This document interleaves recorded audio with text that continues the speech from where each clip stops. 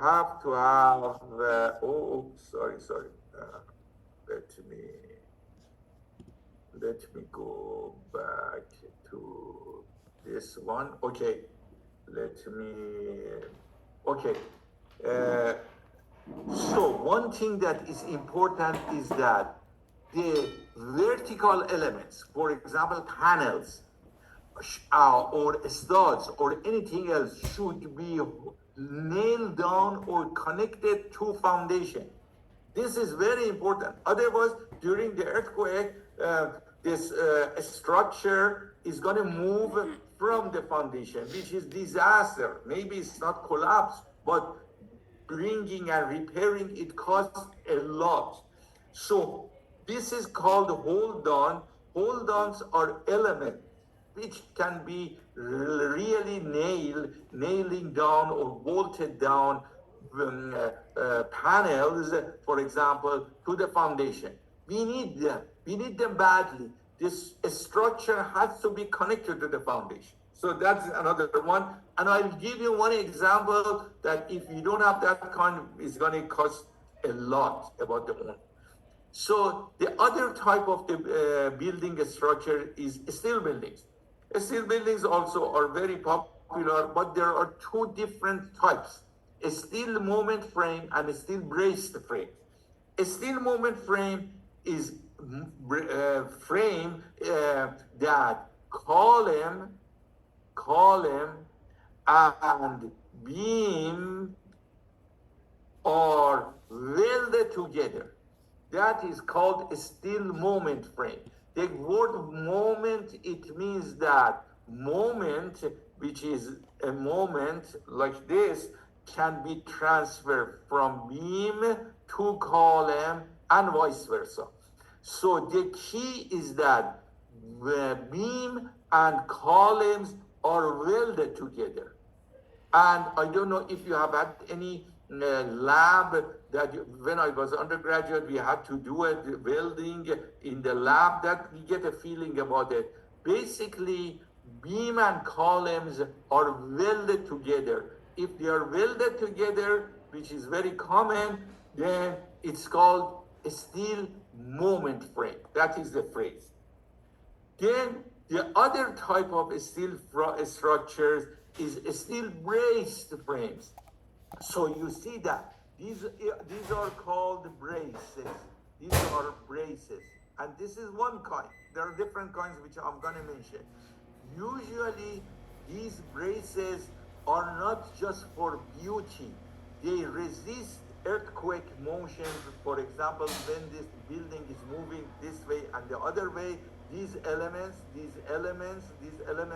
resist the motion. So one of the key roles of these are braces. The role of braces are resisting the earthquake motion. And there are different types of braces. So, for example, the word that you may want to know about it, this is called chevron brace.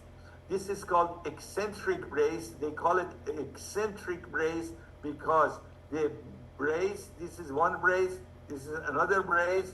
There is eccentricity, distance between two braces. This is not eccentric brace because two braces are coming together. But if they don't come together, they call it eccentric brace. There is a reason for they want to do that. This was invented by late Professor Popov, and the reason is that during the earthquake, when the frame is going back and forth, that part is going to dissipate lots of energy. Remember, we talked about it. If the system can dissipate energy out of itself, it's good. And that is the role of these these elements. Then there are other brace types like X braces. The disadvantage of braces, regular braces, is that when, let me clean it up. I want to make a point that you know what is going on. So the disadvantage of brace. The disadvantage of the brace is that, for example, this chevron brace. Let's take a look at chevron brace. Suppose the frame is going to that direction, one direction, right? If it goes to the right, that brace is under compression, and that brace is also under compression. And if it moves a lot to the right, these brace and this brace will buckle. I don't know if you have taken a strength of material. If I have a brace that is under compression and I have a lot of compression, it's gonna buckle. Okay? The problem is that when it buckles, it's really then doesn't have any resistance anymore. So one of the key disadvantage of regular braces is that braces under compression can buckle. Basically, they become dysfunctional. Then if the brace moves to the other direction, then this one and this one can be under compression and they buckle. So we know about these things for decades. So the solution of these things came something like that. That they invented braces that they don't buckle under compression. In other words, the brace, which is a steel element, is inside that yellow box, and the inside of yellow box can be concrete or other materials. Therefore, if the building goes in this direction and this brace is under compression, since it is inside that yellow box, it's not gonna buckle. That is called BRB, buckling resistant braces. So BRB braces, and is always if you look at a building that is under construction and you see something like this is BRB, buckling resistant braces. These are really great, much better than this type and this type, because they don't buckle under compression braces. They don't buckle because they're inside the box. BRB is more expensive, but it works much better. And after the earthquake, the repair of these guys really is expensive, but the repair cost of this is not much expensive. So BRB buckling resisting braces are more expensive, and they look like this. The brace is inside a box. So I always say it, the tallest building that we have in the western US, west of Colorado, is in downtown LA. Is a 73-story building at the corner of Wilshire and Grant. Is a tall building. A part of that is a hotel, is part of that is residential. You can go inside and take a look at it. You see these buckling braces, huge buckling braces inside. And immediately by look at it, the way that I show it in this photo, you are going to recognize that is buckling resisting brace. So typical braces have been going on for decades. The problem, they work well, but the problem is that under compression, the braces under compression, they buckle, and if they buckle, they go out of the resistance, and also their repair cost is high. The new version of braces that are BRB are great, more expensive, but they work very well. By the way, if you have any question, open your mic and ask question. Stop me. If you don't ask question, I am assuming everything is clear. All right. So we talked about wood frame, we talked about a steel moment frame and a steel braced frames. Now let's talk about concrete buildings. Concrete buildings also, we subdivide them into generally moment frames, concrete, and shear wall. So this is a typical example. In one side of the building, there is a wall here that is resisting that kind of motion. And then in the other side of the building, there are frames like this, that they resist the motion, earthquake motion in the other direction. So usually in the short direction, since you don't have enough space, wall works very well. In the long direction, since you can have lots of frames, then you can have frames.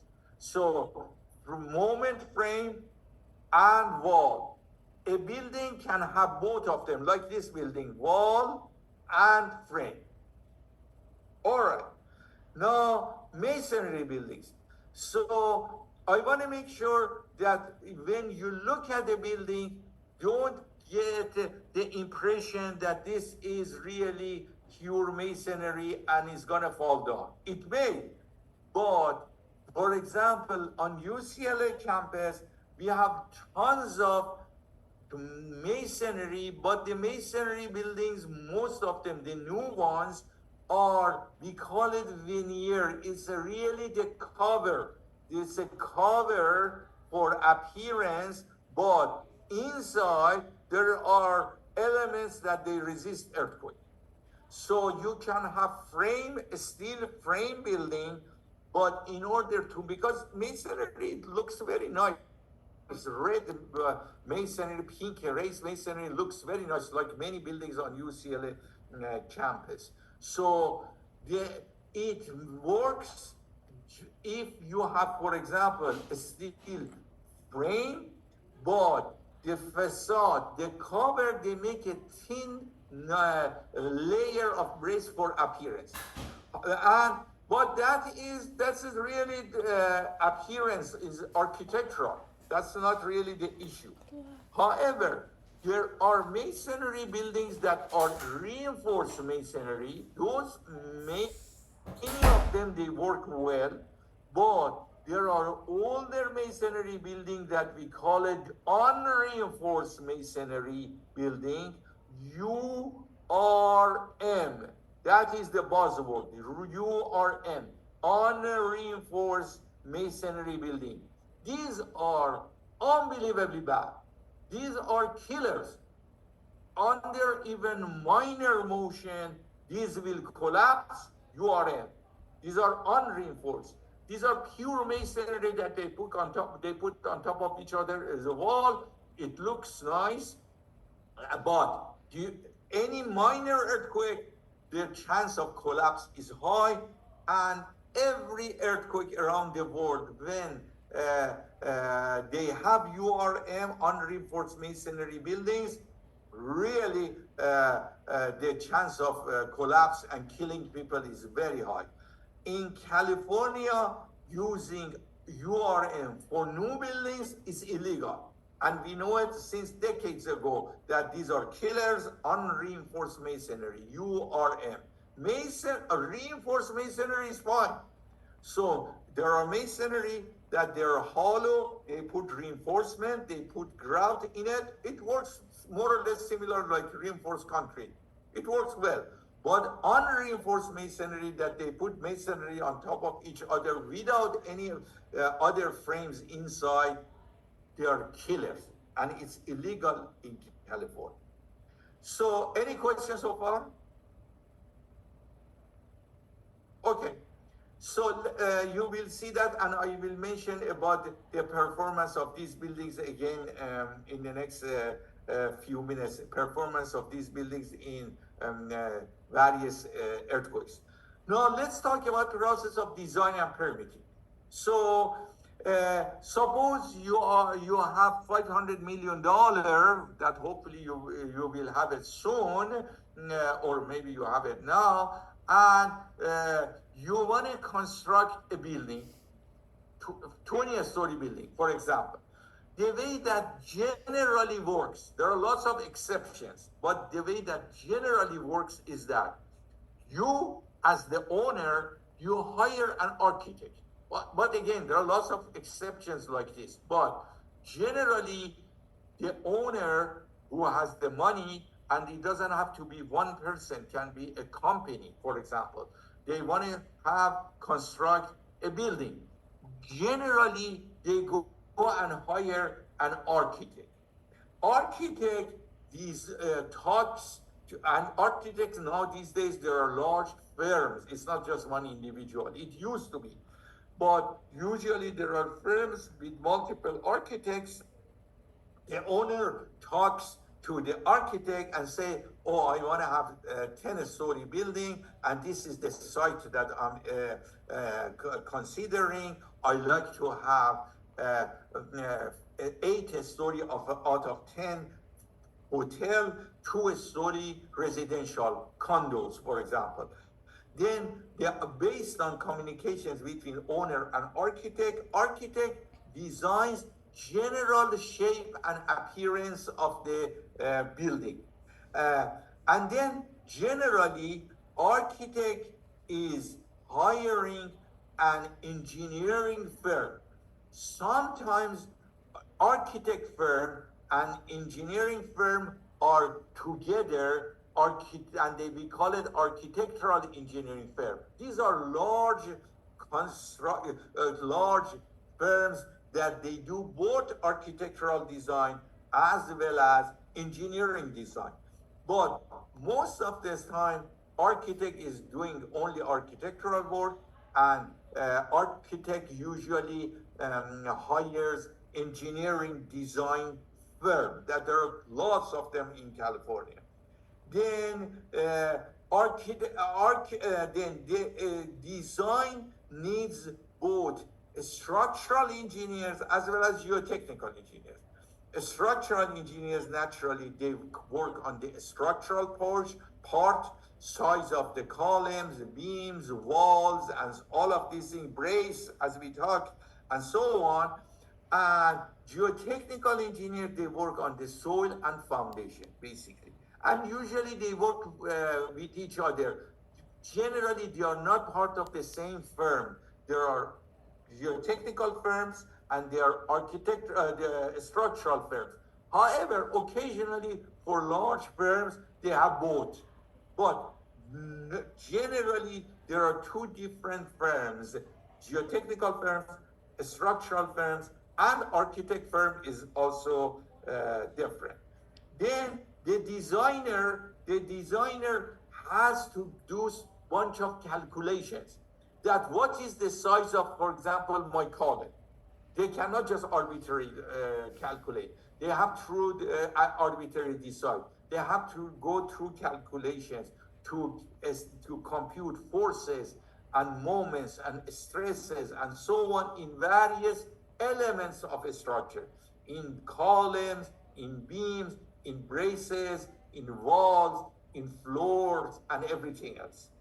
Then the designer, the structural engineering firms, they decide about sizes of the elements. So, for example, I need a concrete column. What is the size of this?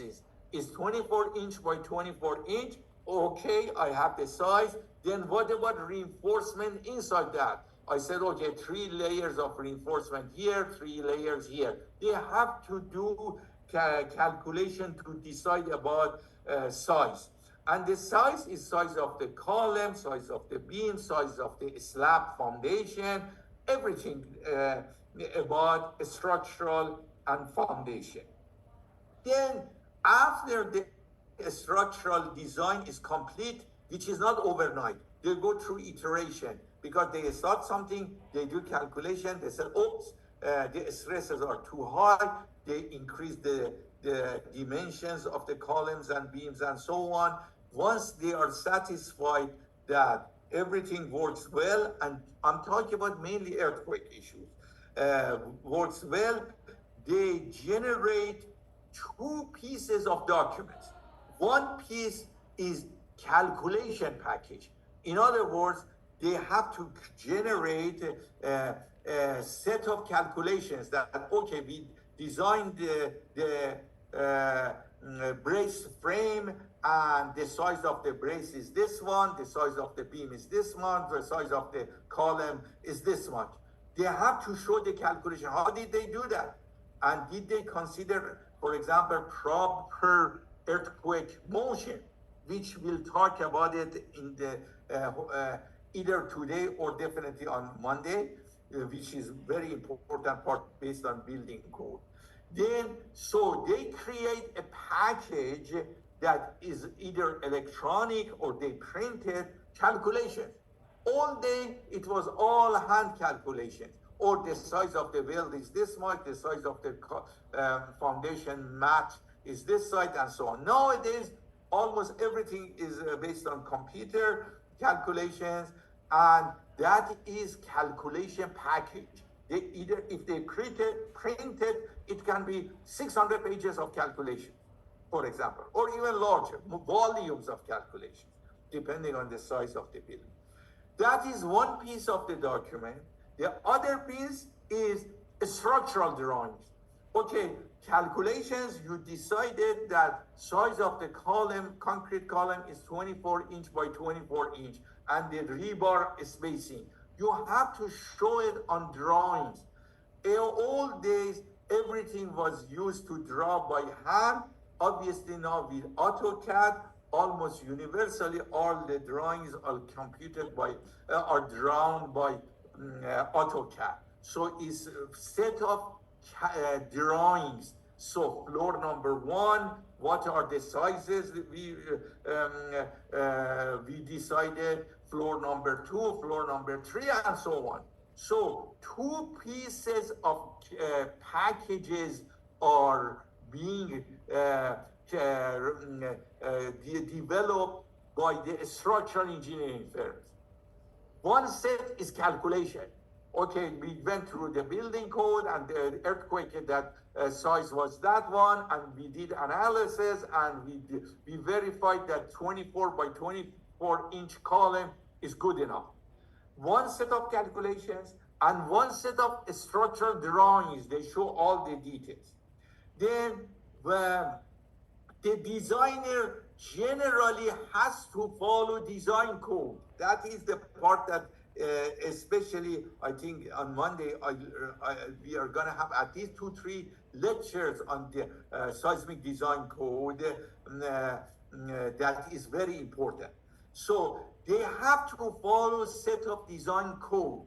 When I say code or codes, I don't mean computer code, because these days when we say code, everyone, students, they think that we are talking about computer code. I'm not talking about computer code. It's a design procedure that the designer has to follow. So the design code, which I will talk about in the next 2-3 lectures, they provide minimum requirements that you have to take care of. So the scope of the seismic design code, and these are the codes that you can buy it, is public.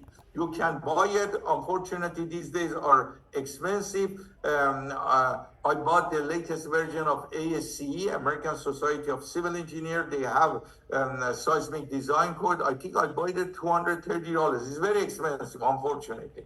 But the firms, they buy multiple copies, and these engineers, they share with each other. So this is very important.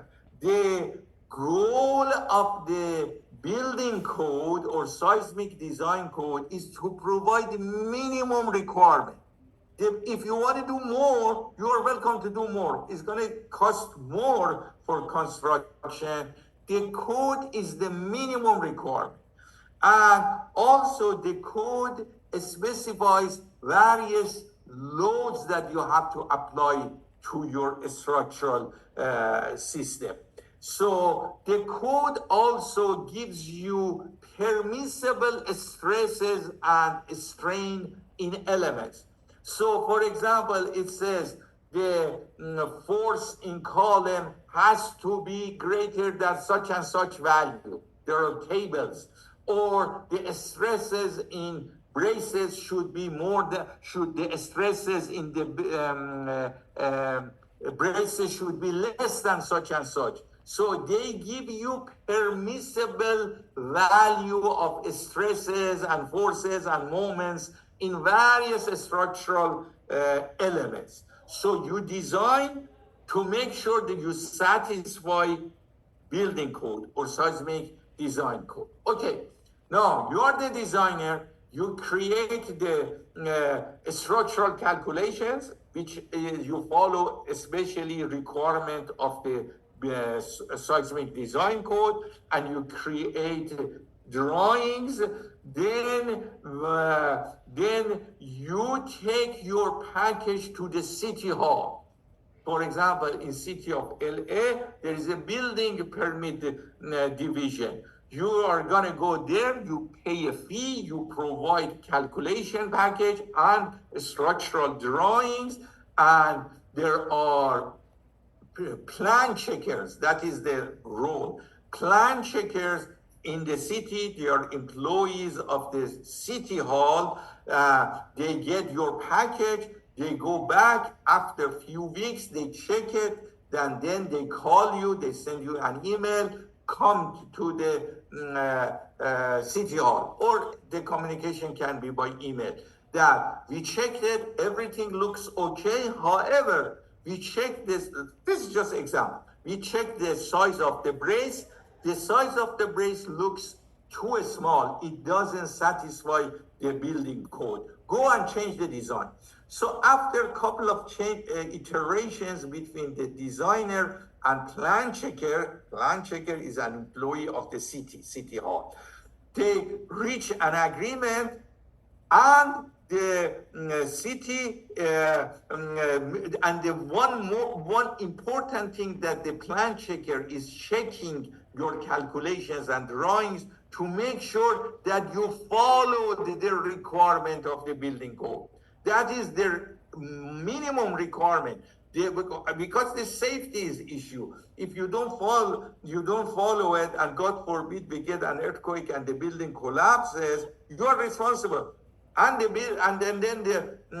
not only the designer is responsible. How come the city plan checker gave you permit for construction? How come he or she didn't check it? So the plan checkers, the building department in the city hall, which is in LA, is huge. They have hundreds of engineers, because it's huge community. They get lots of design packages, so they have hundreds of engineers. Each of them, they check all of these things, and if they are not satisfied, they send it back to designer. Designer has to change the design. He or she is going to bring it back to the city, and then eventually city issues construction permit. So the construction should not be touched, should not be started before the permit is issued. Permit is given by City Hall. If you are in the LA City, Los Angeles, you go to LA Department of Building Department. If you are in San Francisco, you go to San Francisco Building Department. If you are in Inglewood, you go to Inglewood Building Department. Each city has its own jurisdiction to give you permit, and they charge you something about it. So the important thing that for sure I will ask you in not on Monday, but in the following quiz and possibly in the final, is that the earthquake building seismic design code is providing minimum requirement to prevent collapse of the building. So the role of the seismic design code is not to minimize damage. That is really important, is extremely important. So if the role of the code, seismic design code, suppose you follow every single word of the code and every single number in the code, and you hire the best construction company in the world to construct your building, earthquake can happen. It is supposed not to collapse because that is the minimum requirement if you follow the code. But it doesn't supposed to minimize damage. It means after the earthquake, the building is not supposed to collapse, but can have so much damage beyond repair. It's not worth it for you to repair it, and you have to demolish. So outside CE125 and graduate school in a structural and geotechnical group that we have, if you talk to people, they said, oh, I hired a great structural engineering firm. They followed every single word and numbers in the building code, seismic design code, and I hired the greatest construction company, and the construction company did a great job. They are under illusion that when the earthquake happens, after the earthquake or during the earthquake, you are not going to have any damage. That is unbelievably an illusion. That is not the role of the building code. The role of the building code, the goal of the building code is to prevent collapse, life safety. But it doesn't minimize damage. So it means that you may lose your entire investment, no collapse, but so much damage here and there that you hire someone to repair. He or she is going to calculate and say, oh, sorry, it costs you $400,000 to repair. Either you have to pay for the repair, $400,000, or you have to demolish and construct a new building. So the question that I'm going to ask you in one quiz, not on Monday, following quiz or final exam, I have designed a building according to a building code, and I have constructed the building exactly the way it was designed. After the earthquake, does it guarantee that I will go back and sleep in that building? No, because it can have so much damage that you have to evacuate the building. Does it mean that after the earthquake, I enter and I see no damage? No, that is not the role of the building code. Does it mean that it's not supposed to collapse? Yes, it's not supposed to collapse. But that's it. That the word is life safety. The building code, the goal of building code is to have life safety in buildings. Any question? Any question? Because this is very important. You go talk to your friends in other departments, in mechanical engineering even, right? And say, oh, I have a building of seismic design code. They spent 80 years on these things and so on. And so what do you expect the performance of the building? Brand new building, constructed according to a best design, according to building code. What is your expectation about performance of that building? No collapse, but financially you may have lose your entire investment. If there is a chance that you have to evacuate building, and possibly either you spend a lot of money to repair or you have to demolish. Is it clear? Anyone who has, because this is very, very important. Non-technical people, they think that, oh, I spent lots of money, I hired a good design firm, good construction company, after the earthquake, I'm going to walk in. Wrong.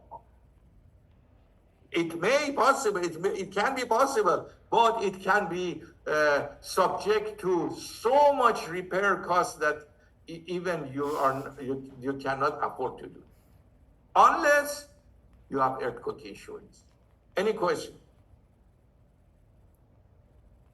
Okay, let's talk about loads in building briefly. I'm giving you big picture what is going on. So there are different loads in buildings. gravity load, wind load, seismic load, and others like snow load and so on. Let's talk about these things briefly that you get a big picture what's going on. Gravity load, gravity, right? Dead load. It's called dead load and live load. So gravity load is subdivided into dead load and live loads. What is dead load? Weights. Weight of the structure, weight of the floor slab, weight of the wall, weight of the roof, weight, all the partitions, anything, equipment that is attached to the roof, to the floor, and so on. Live loads, that doesn't mean the load is moving during night and day, that you're sleeping and then suddenly bookshelf is moving from one side to another. That doesn't mean that. It means there are weights that are movable. The best case is furniture and bookcases and so on. So you decide to move your furniture from one side of the room to another side of the room. You decide to buy a new bookcase and so on. You have to consider the live loads. Remember the whole idea in earthquake engineering, if F equal MA. M, it means that weight divided by G. So that weight, we have to be careful, not underestimate, not overestimate in earthquake engineering. Then load is relatively clear and is the weight. All the weights, you have to add up weight of the columns, beam, wall, ceiling, and so on. Live load, the building code gives you guidance. Use that much live load per square foot for that kind of building. So building code doesn't let you to use your judgment much. So wind load, again, the building code is not only talking about the seismic load. Obviously, in California, Western US, seismic is the most important thing. But wind also in some parts of the country are important. You go to Chicago, they don't have any earthquake, but everything is all about wind. The building code also gives you guidance how much is the load and how you apply it. In what direction? For example, it gives you in this direction, for example, it gives you, you have to apply these things, you have to apply suction of the roof or compression from the roof in the other direction, then you have to apply it on this side, you have to apply on this side. So it gives you guidance that where you apply the load and how much you apply the load. For example, if the wind basic speed is 85 miles per hour, they give you pressure on different walls, depending on the horizontal pressure or vertical pressure, they give you pressure on different components. So roof, wall, and so on, and depending on the height and so on, they give you the pressure that you have to apply for two different pieces of your building, depending on the basic wind speed that you expect at your site. Now, let's talk about earthquake load. So I suggest that we have 5 minutes break, then I'll come back and talk about earthquake load, which is the subject of this course. If you have any question, I'm here. Otherwise, let's have 5 minutes break. All right, 5 minutes break. We'll come back at 5.